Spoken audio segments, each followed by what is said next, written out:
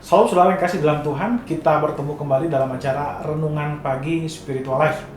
Pagi hari ini kita akan melanjutkan perenungan kita dan pembacaan Alkitab kita. Pagi hari ini kita akan membaca firman Tuhan yang terambil dari Matius 3 ayat 1 sampai 12. Judul perikop ini adalah Yohanes Pembaptis.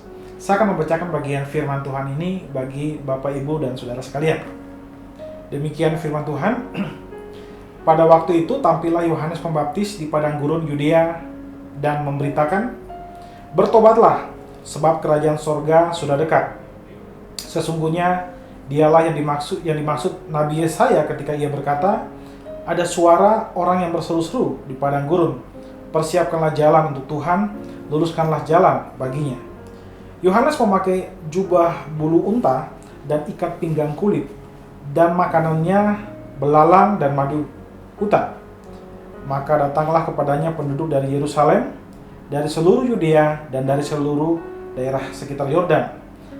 Lalu sambil mengaku dosanya, mereka dibaptis oleh Yohanes di sungai Yordan. Tetapi waktu ia melihat banyak orang Farisi dan orang Saduki datang untuk dibaptis, ia berkata kepada mereka, "Hai kamu keturunan ular beludak, siapakah yang mengatakan kepada kamu bahwa kamu dapat melarikan diri dari murka yang akan datang? Jadi hasilkanlah buah yang sesuai dengan pertobatan. Dan janganlah mengira bahwa kamu dapat berkata dalam hatimu, Abraham adalah bapa kami. Karena aku berkata kepadamu, Allah dapat menjadikan anak-anak bagi Abraham dari batu-batu ini. Kapak sudah tersedia pada akar pohon, dan setiap pohon yang tidak menghasilkan buah yang baik pasti ditebang dan dibuang ke dalam api. Aku membaptis kamu dengan air sebagai tanda pertobatan, tetapi ia yang akan datang kemudian daripadaku lebih berkuasa daripadaku, dan aku tidak layak melepaskan kasutnya. Ia akan membaptiskan kamu dengan Roh Kudus dan dengan api. Alat penampih sudah di tangannya. Ia akan membersihkan tempat pengirikannya dan mengumpulkan gandumnya ke dalam lumbung, tetapi debu jerami itu akan dibakarnya dalam api yang tidak terpadamkan." Saudara yang dikasihi oleh Tuhan, di dalam ayat yang baru saja kita baca, dijelaskan tentang sosok dari Yohanes Pembaptis. Ia adalah salah satu tokoh pengkhotbah yang patut untuk diteladani. Ia perintis yang menyiapkan jalan bagi Kristus. Ia membongkar dosa sampai kepada akar-akarnya. Ia tidak terintimidasi oleh orang banyak dan tidak takut untuk membicarakan tentang penghakiman Allah. Salah satu hal lain yang menarik dari kehidupan Yohanes Pembaptis adalah gaya hidupnya yang sangat sederhana. Matius menjelaskan hal ini dengan sangat detail.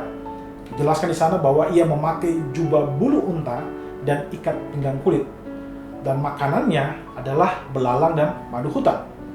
Ia hidup dari alam dan tidak mau menggantungkan kehidupannya kepada siapapun juga selain kepada Allah. Pelajaran rohani apa yang bisa kita pelajari dari kehidupan Yohanes Pembaptis?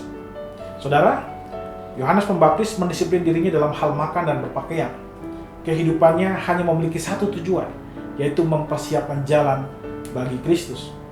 Ia tidak mau gaya hidupnya menjadi penghalang bagi panggilannya. Dan karena itulah Yohanes Pembaptis dapat melayani Tuhan dengan sepenuh hati. Demikian pun kehidupan kita, saudara.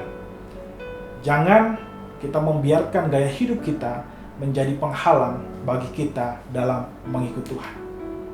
Saudara, mari kita mengambil waktu sejenak untuk merenungkan firman Tuhan yang baru saja kita dengar. Saudara, apakah ada gaya hidup atau kebiasaan-kebiasaan saudara yang dapat menghalangi saudara untuk menjadi seorang murid Kristus yang sejati?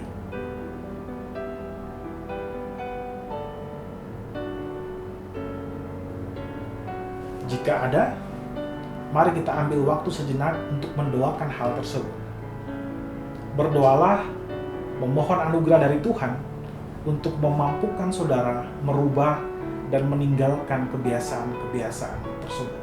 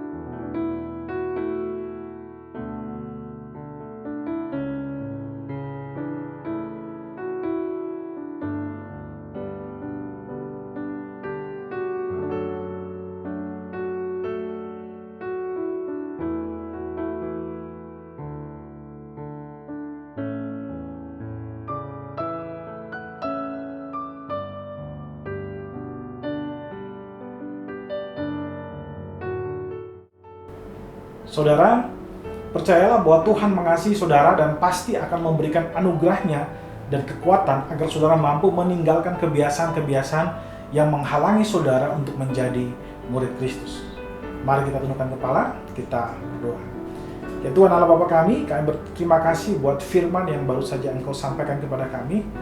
Terima kasih Allah Roh Kudus, Engkau mengingatkan kami terhadap hal-hal yang masih menjadi penghalang bagi kami dalam mengikut Engkau Tuhan Yesus.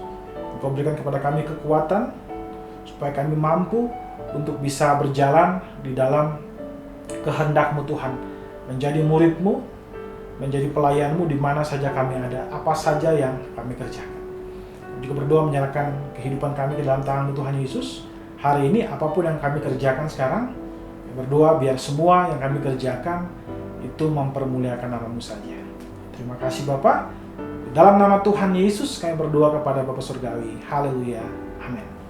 Amin. Saudara dikasih Tuhan, selamat pagi, selamat beraktivitas dan Tuhan Yesus memberkati Bapak Ibu Saudara sekalian.